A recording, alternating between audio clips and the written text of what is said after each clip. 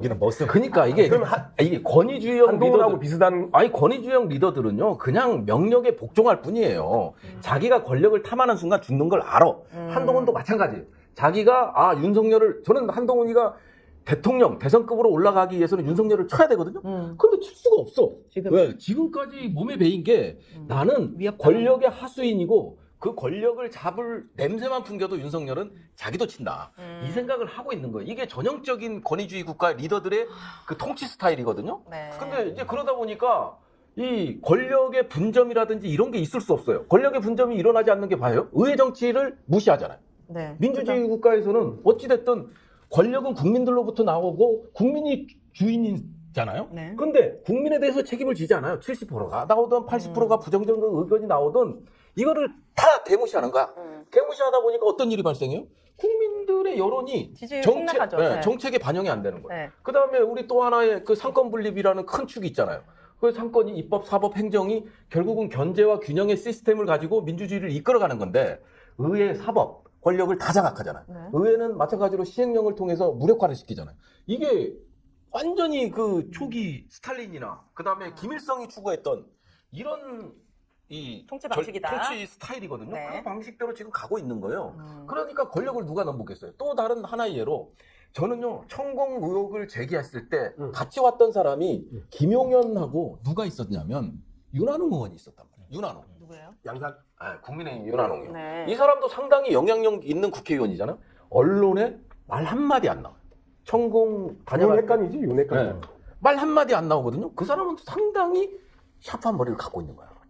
내가 여기서 조용히 윤석열이가 살겠다. 조금 밀어준다고 기존 방식대로 권력의 분점을 노린다든지 뭐 의회를 장악하겠다, 당을 접수하겠다 이런 생각을 하는 순간 나도 날아가는 거거든. 바로 먼저 눕는 거군요. 아니 그러니까 이제 그런 이 좀 권력 지향형인 사람들도 전부 수그러드는 거고 네. 그런 면에 비해서는 권성동과 장제원은 늦게 깨달음을 얻은 거죠. 네. 방금 조수찬 대변인께서 정말 좋은 통찰을 주셨는데 윤석열 대통령은 독재자의 빛 때문은요. 박정희나 오늘이 뭐 12.12 쿠데타 맞아요. 날이라면 그날입니다. 박정희나 전두환식의 독재자는 아니에요. 왜냐하면 박정희나 전두환 같은 경우는 네. 정적을 탄압했거든요. 그럼 윤석열은 왜 저기 김일성이나 스탈린식의 독재자면은 스탈린이나 김일성의 특기가 뭐냐면은 이 사람들은 정적을 탄압하는 게 아니라 정적의 뒤통수를 쳐요. 네, 뒤통수를 쳐요. 저는 단적으로 그 윤 대통령을 흥하게 한 것도 따봉이지만은 망하게 한 것도 따봉인데 이를테면은 저는 예전에 이제 저는 예전에 윤석열이 언제 대선에서 이길 것 같다는 느낌을 받았냐면은 네. 이준석 전 대표를 축출하려는 국민의힘 의원총회장에서 와가지고 이준석 전 대표에게 공개적으로 이거 따봉을 날렸을 때 저는 저 사람이 대통령이 될 수도 있겠다. 왜냐면 굉장히 좀 나름대로 좀 열려있고. 대인배적인 모습을 연출했거든요. 네. 대신에 저 사람이 참 불행한 대통령이 되겠다는 느낌을 또 언제 받았냐면은 네. 권성동 의원에게 체리 따봉을 보냈을 때 한마디로 저 사람은 따봉으로 흥했다, 따봉으로 망하는구나. 좋습니다. 이준석 얘기가 나왔는데 이준석이 신당을 차리면은 지지하겠다는 여론도 꽤 있습니다. 그렇다면 국힘은 과연 이준석을 버릴 것인지 끌어안을 것인지 아니면 이준석이 국힘을 버릴 것인지. 제가 이제 방금 여기 방송 시작 전에 이준석 전 대표의 페이스북 글을 봤는데 이준석 전 대표는 지금 네. 창당을 당하기 위해서 엄청 노력을 하고 있어요. 창당을 당하기 위해서. 이준석 전 대표가 이제 드디어 이제 윤 대통령을 직접하기 시작했거든요. 우리 당이 망한 거는 네. 김기현은 나름대로 매너 있는 사람이고 이게 다 김기현을 이용해 먹고 한마디로 김기현 뒤통수를 친 윤석열 때문에 우리한테 망하고 있다. 네, 드디어 이제 그러니까 어떻게 보면 신당을 그럼 차립니까? 왜냐면은 이런 그러니까 이거예요. 그 이른바 보수에서는 이준석을 계속 껴안으라고 주문을 하고 있는데 얘기하던데 조중동에서 이겁니다. 이준석 전 대표는 윤석열 대통령과 화해하는 순간 죽어요. 왜요? 정치적으로 사망해요. 양두구육을 팔았기 때문에? 아닙니다. 그거는 한마디로 자기의 존재를 부정하는 거거든요. 왜냐면은 우리 보통 그렇게 생각하면 됩니다. 한 번 뒤통수를 맞으면은요, 뒤통수 때린 놈이 나쁜 놈이지만은 두 번 뒤통수를 맞으면 뒤통수를 맞은 놈이 나쁜 놈이에요. 그렇다라고 한다면 창당을 당하기 위해서 노력 그렇죠. 중이다, 이준석 씨는. 자, 그러면 이제 찐 윤핵관 보니까 뭐 장제원 날아가고 권성동 씨도 조용합니다. 그럼 이 빈자리 검핵관이 차지합니까? 이준석은 그럼 아니. 저는 검핵관도 아니고 네. 이제 방금 전에 이제 그 양문석 박사님께서 네. 권성동, 장제원 의원 얘기해 주셨잖아요. 두 분이 다 중앙대 동문이세요. 네. 중앙대 동문이 숙청당한 자리를 누가 차지하냐. 네. 오늘 방송 코트에 나와 있네요. 네. 서울법대.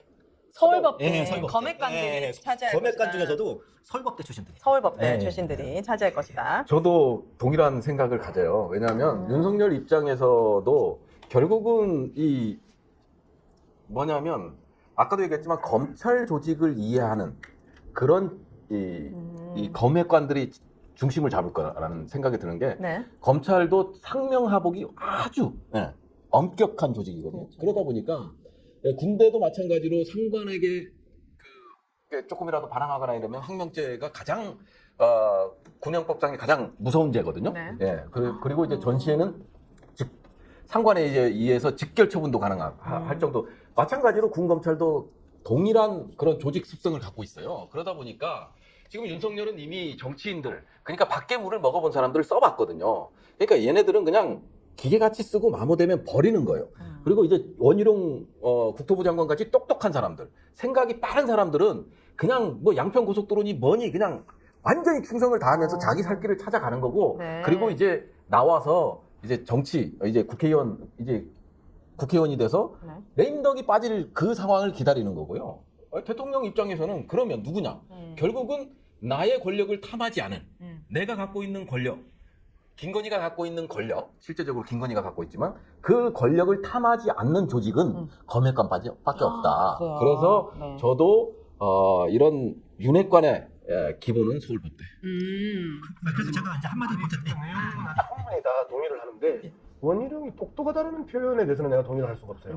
원희룡처럼 잔대가리를 잘 굴리는 그런 의미로 똑똑하다는 말씀이신 그런 거죠? 얘기했어요. 네. 아니 보세요. 혹시 본인의 사익을 위해서는 아니 아주 세상- 생존을 위한 거죠. 사익보다는 생존을 위한 생존이야 잔대가리지 그냥. 아니 생존을 위해서 정말 마모될 정도로 돌린 거죠. 오. 마모될 정도로 돌려서 그 서울 양평 고속도로 이 사건을 내가 총대를 매는 거잖아요. 예, 총대를 맺고 그 다음에 이제 대통령이 고생했어. 그러면서 이제 딱 나가는 거죠. 저는 나중에 원희룡 의원이 이제 천수를 다 하신 다음에 네. 한번 만약에 어떠한 그 생물학자가 원희룡이 한번 뇌를 한번 해부해 본다면은 네. 원희룡 의원은 뇌가 세 개 같아요.